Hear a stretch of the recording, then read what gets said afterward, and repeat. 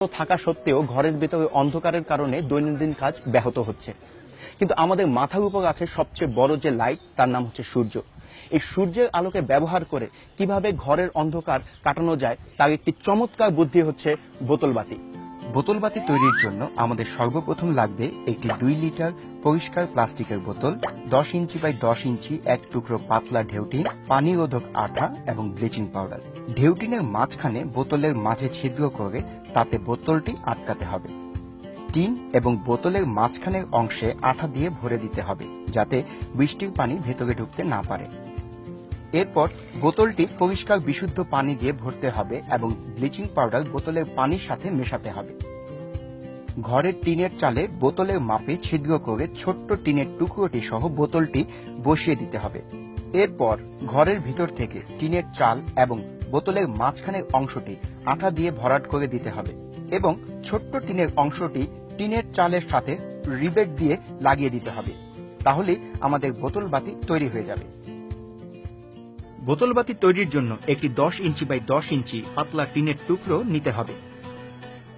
টিনের টুকরোর ঠিক মাঝ বরাবর দুটি বৃত্ত আঁকতে হবে, যেটা ছোট বৃত্তের মাপ হবে বোতলের মাঝখানের মাপ অনুযায়ী এবং বড় বৃত্তটি হবে বোতলের নিচের অংশের মাপ অনুযায়ী। এরপর ছোট বৃত্তটি টিন কাটার দিয়ে কেটে নিতে হবে।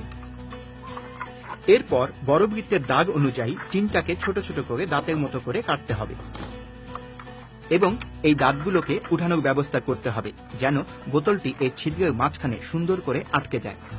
বোতলটি এবার টিনের টুকরোর ছিদ্রে আটকানোর পর এর জোড়ার উপর এবং নিচে পানিরোধক আঠা দিতে হবে যেন বৃষ্টির পানি কোনোভাবেই ঘরের ভিতরে ঢুকতে না পারে।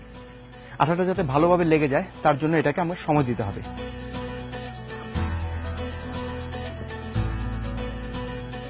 এবার আমরা এই বোতলটির ভিতরে পরিষ্কার পানি ভরে নেব।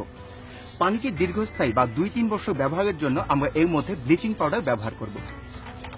এক বোতল পানির জন্য আমরা 1 চামচ ব্লিচিং পাউডার দিয়ে দেব।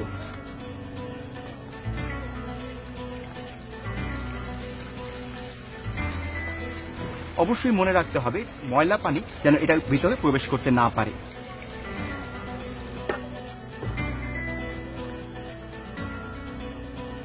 রোদের তাপে ঢাকনাটি যাতে ফেটে না যায় সেজন্য আমরা বাঁশ দিয়ে আরেকটি ঢাকনা তৈরি করেছি, এটা আমরা এর উপরে লাগিয়ে নেব। কিন্তু তার আগে আমরা এই পানিগত ড্রামটি আবার এটাতে লাগিয়ে নেব। এর ফলে যা হবে, এর ভিতরে থাকা পানি বাষ্প হয়ে বের হবে না।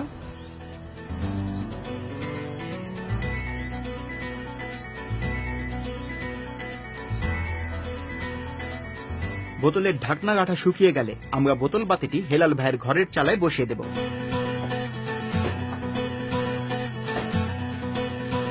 ওদিকে হেলাল ভাইয়ের বাড়ির চালায় এখন চলছে বোতল বাতি বসানোর কাজ, আর এই কাজে আমাদের সাহায্য করছেন মোফাজ্জল ভাই, যিনি আগেও এই কাজ করেছেন।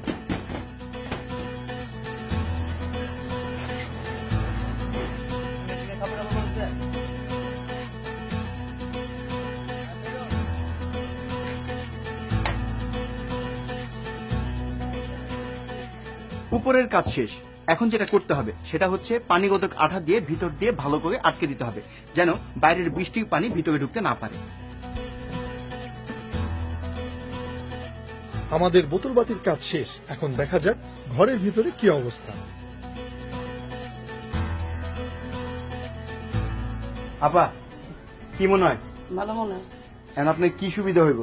সব কাজ করতে সুবিধা হবে। আগে মনে করেন বাতি ছাড়া কাজ করতাম না, বাতি ছাড়া কাজ করতারি, ফর্সা আয়, আলো আয়। আচ্ছা, এটাতে তো বিদ্যুৎ খরচ হইব না, তো এই সম্পর্কে কি? বিদ্যুৎ খরচ কমাইবে আমার যাতে সুন্দর হয়েছে, আরেকজনে লাগাও থাকো, ভালো হইবে, সুন্দর হইবে।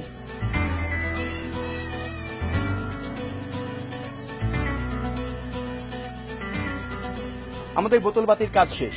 এটা ভাবতেই ভালো লাগছে যে হেলাল ভাইয়ের বাড়িতে দিনের বেলা বিদ্যুৎ ব্যবহার করে লাইট জ্বালিয়ে তাদের দৈনন্দিন কাজ শেষ করতে হবে না। আর আশা করছি এলাকার মানুষ এটা দেখে উৎসাহিত হবে।